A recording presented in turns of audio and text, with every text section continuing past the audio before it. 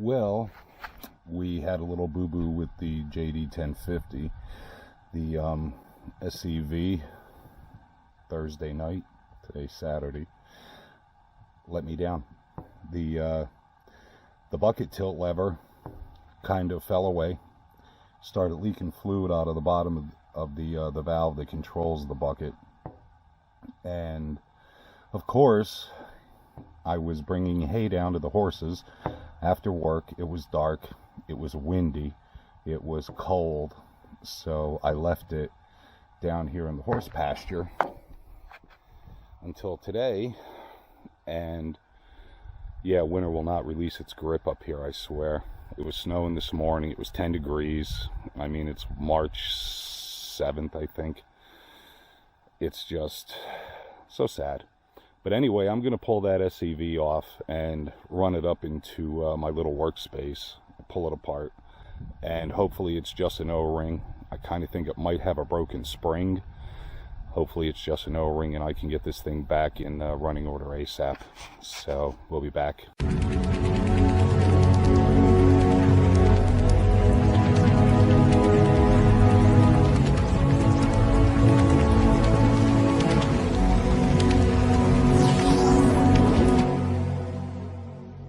Alright guys, here's the SCV off of the tractor into my humble little workshop for now. And it's time to get dirty. I'm going to pull out this valve. It's this one, which is right under this fitting, of course. So I have to loosen that up and move it out of the way. Seems like an odd place for it anyhow, but I don't really have an option. So what I'm going to do is, I hope you can see this. I know somebody commented I need lighting and a cameraman, but I'm not a production studio. So I'm going to pull these little cotter pins out, pull this link out of here, move this fitting out of the way, take off this cap, and this valve should come out, and we'll see what's going on in here. So we'll be right back. Okay, so I've got the valve out, and there was a little funk in here. We're going to clean that up. But here's one of the O-rings, the top O-ring, and that is not where this was leaking. I have a schematic for this, which I may include in a photo to post in case anybody else is dealing with this, you know, assembly parts kind of thing. But you do not want to lose or mix up the orientation of the parts. Okay, I'm happy that the spring itself is in good shape, so that's a plus for me, and I will be cleaning all this up prior to reassembly. You probably won't be able to see it in the video, but inside of this port right here is where the other O-ring is, and I have a small pick that I'm going to use to try and get this out without damaging it, because I'm hoping that it's already damaged. Otherwise, I'm going to be a little baffled as to why it was leaking. So I'm a little disappointed to see that it is not damaged. And of course it's green.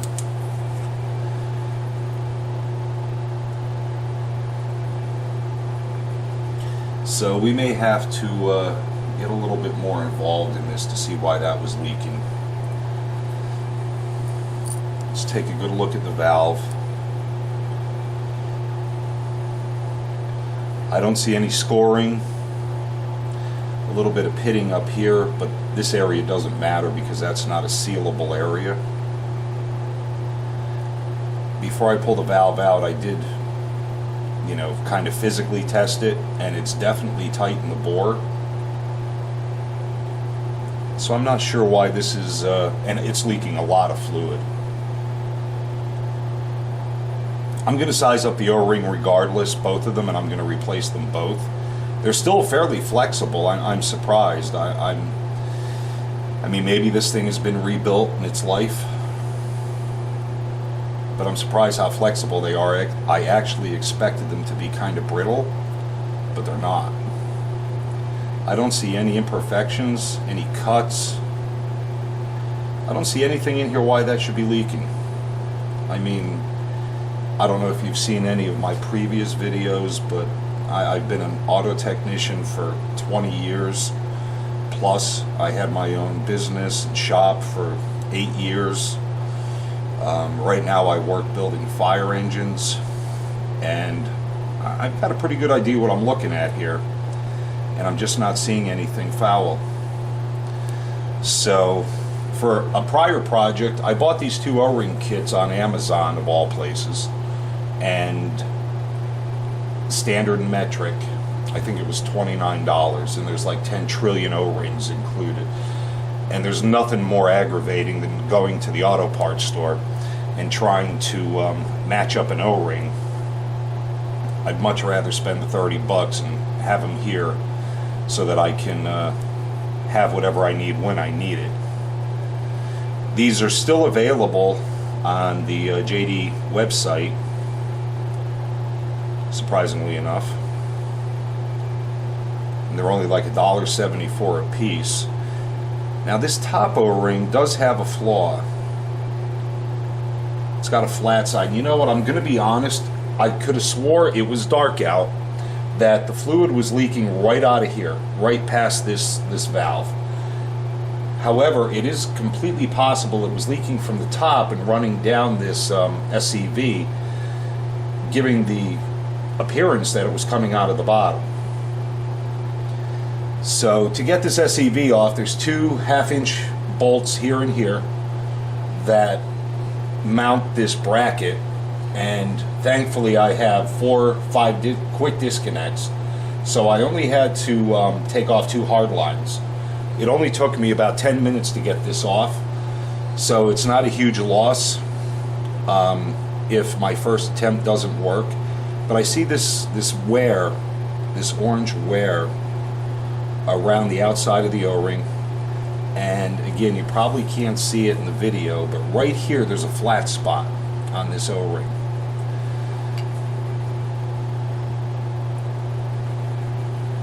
And yeah, given its location, it runs right around this perimeter, so it could definitely have caused a leak. So I'm going to replace both of these. I'm going to inspect this bore a little bit, inspect that valve, get this all put back together, cleaned up and so on, put it back on the tractor and see what happens. So let me get that done, and well, let me touch base real quick. To get this valve out, you have this link like this one that goes in this way on this side and this way on this side. This other plate goes over it. There's 2 holes in it, in each pin. A cotter pin goes in that, and then the pin is spread out. So obviously you close up the cotter pins, pull them out, take off this plate, slide the pin out. I use the lever to push the valve out of its position once I got this cap off. And this is a 7/16 nut size on the top of the cap, and it's that easy to pull apart. Other than the spring and the washer and a couple other little parts that if you take it apart slowly and carefully, you shouldn't have a problem seeing how it came apart and therefore being able to put it back together. So let me size up these O-rings and clean everything up, and we'll get this back together and see what happens.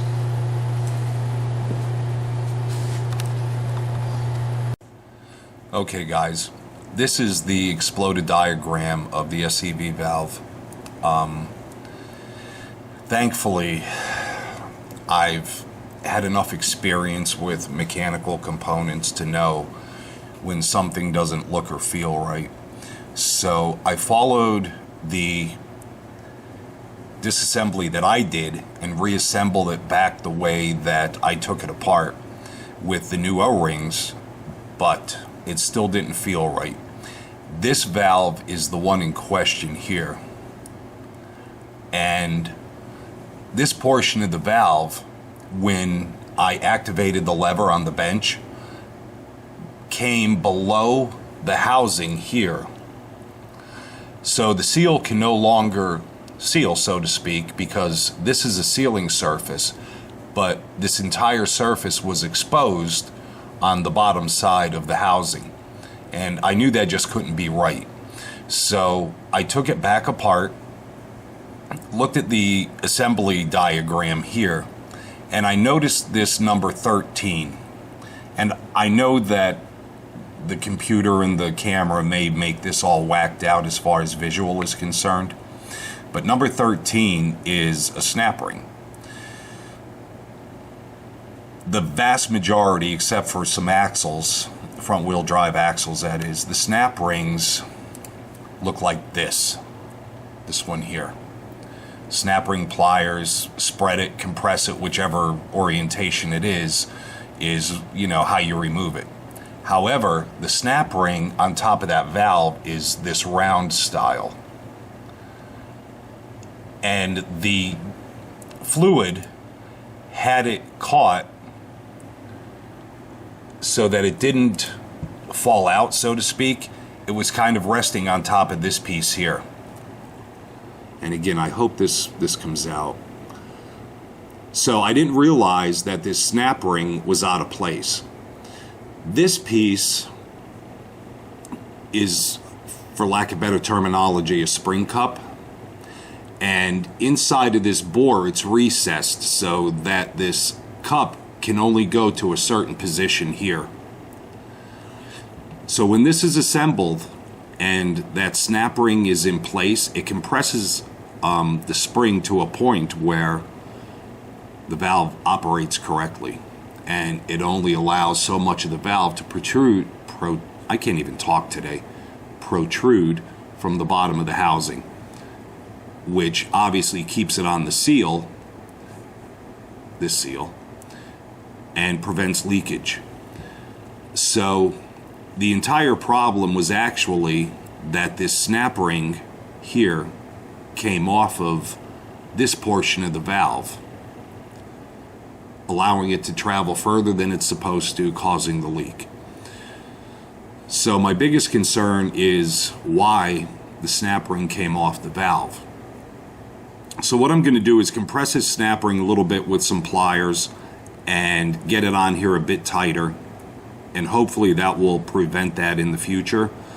This 1050 is, a lot of these parts have been discontinued for well over a decade, so I'm sure to find this valve if it's worn here, or the snap ring. Snap ring I could probably find, but the valve I'm a little concerned about. So I'm going to compress this, and by that I mean close these or this gap up so that it fits as tightly as I can get it over this portion of the valve. And I'm going to do that and put it all back together. And I'm kind of torn because the O-rings I have aren't as wide. They're exactly the same diameter inside and out, but they're not as wide as the O-rings that came out. So I'm almost tempted to put the old O-rings back in and see how it goes. And it's not a big deal to get this back off if that's a problem with the O-rings, but I just need to get it fixed so I can move on. So I'm going to do what I said, compress this, re-clean everything, put it all back together, and see how it works out. So we'll be back. Okay guys, this is that snap ring that I was just telling you about. It's incredibly small. It's a circular round. It doesn't have the little holes in it that you would use snap ring pliers on, so it's very difficult to work with. And I just, using a pair of needle nose, compressed this so that the openings were almost touching. Now the treat is going to be to get this back together. You have this washer which goes over this valve. Obviously you have this piece which is the cup. That can go on after the fact. This particular cup goes into one side of the spring like that. and it goes like this. Now what you have to do is compress this spring down over the valve, and in the valve is this recessed area where the snap ring is going to eventually seat. So I'm pretty sure that the valve itself, because of the location of the snap ring, is a little deteriorated, and that's a little disheartening because I've done some looking and I cannot find a replacement valve. So if this happens again, I'm going to wind up either getting a smaller snap ring, or I'm going to wind up replacing the SCV altogether with an aftermarket unit and possibly a joystick. I really don't want to do that. I'm kind of a JD fan, and I'd like to keep this as original as possible. So here it is with the snap ring back in place, and man, it doesn't look like it's going to last. I don't have a good feeling about this. So what I'm going to do is I'm going to put everything back together, put it back on the tractor, keep my fingers crossed, and thankfully the cup, I believe they call it a cup, goes over the top of this valve, snap ring, spring, seats, so forth. And if it does fail, it's all going to be contained inside of this. So I'm not going to lose anything. I'm just going to leak fluid and not be able to operate the bucket, which is going to leave the tractor stranded wherever this may occur again. I'm going to reuse the original O-rings only because the replacement O-rings that I have are thinner in this area. They're exactly, as I said, the same diameter inside and out, but they're not as fat, so to speak. They'd probably be okay, the replacement O-rings, but like I said, I really need to get this done and back in working order. And I'm going to tell you what I think happened overall is, and it's not completely uncommon to have a little bit of moisture inside of your hydraulics, sump, so forth. And it was cold the other night, as I said. And when I went to retract the lever, it didn't want to move. But I was cold, it was cold out, the horses were out of hay, and I wanted to get the bale down to them, so I forced it. And that's when all my problems started. Forcing always causes problems. So what I'm thinking is, the moisture that was built up in the hydraulics probably had frozen around this valve. I'm not sure what portion, but when I forced it is when this popped apart, because if I'd had a little more patience and just let the tractor idle for another 5 or 10 minutes so the hydraulic fluid warmed up, I probably could have avoided this. But yeah, here I am. So anyway, I'm going to get this all put back together. I'm going to reinstall the original green O-rings. And I know there is an issue with this top one. You know what? I haven't completely made up my mind yet on replacing these O-rings. So I'll let you know what I've done when I put this back on, and we'll see if everything works correctly. So hang in there, and we'll be back soon.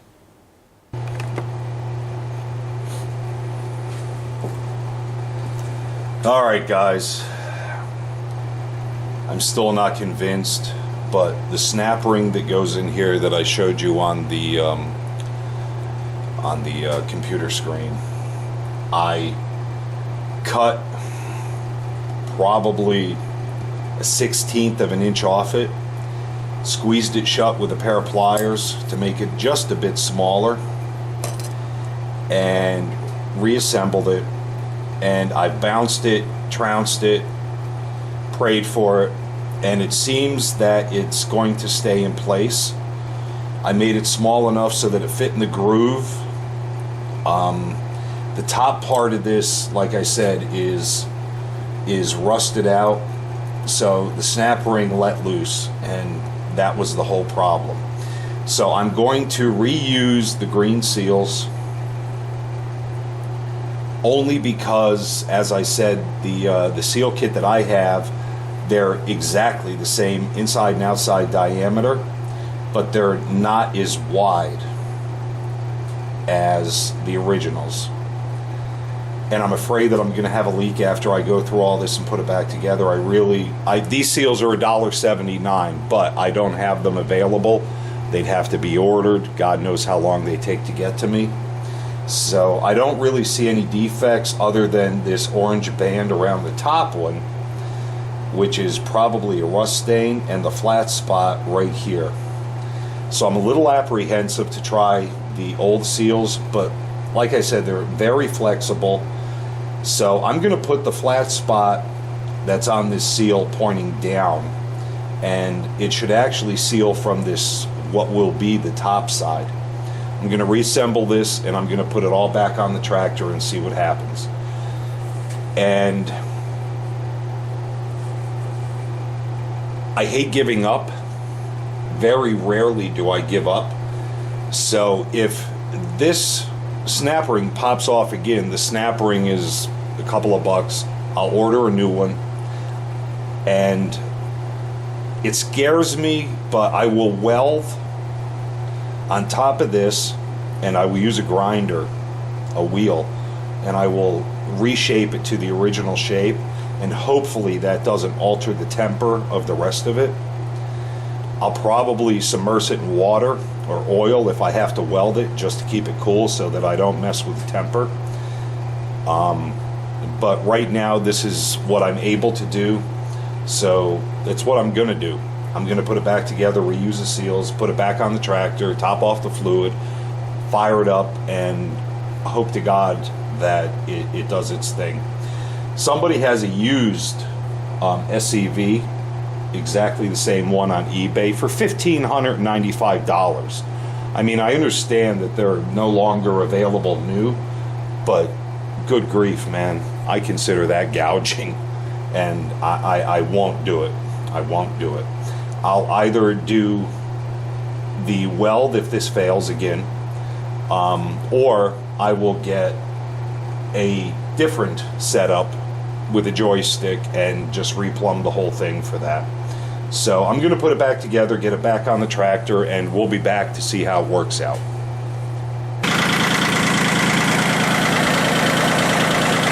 All right, guys, so we got it back together. It's running, idling.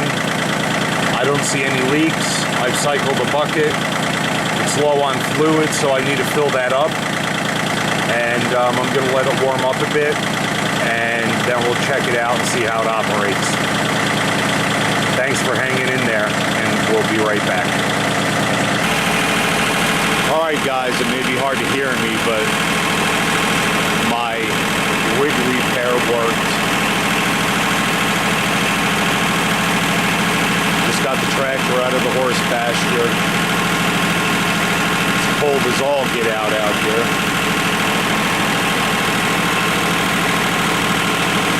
But we're in good shape. So hopefully this will help somebody. It was a nightmare, I'm not going to lie. If parts were available, I would have just ordered a valve and carried on from there. But you can't see it because it's dark out now. But there are no leaks, and everything's working the way that it should. So you guys have a good Saturday night, and we'll talk soon. Take care.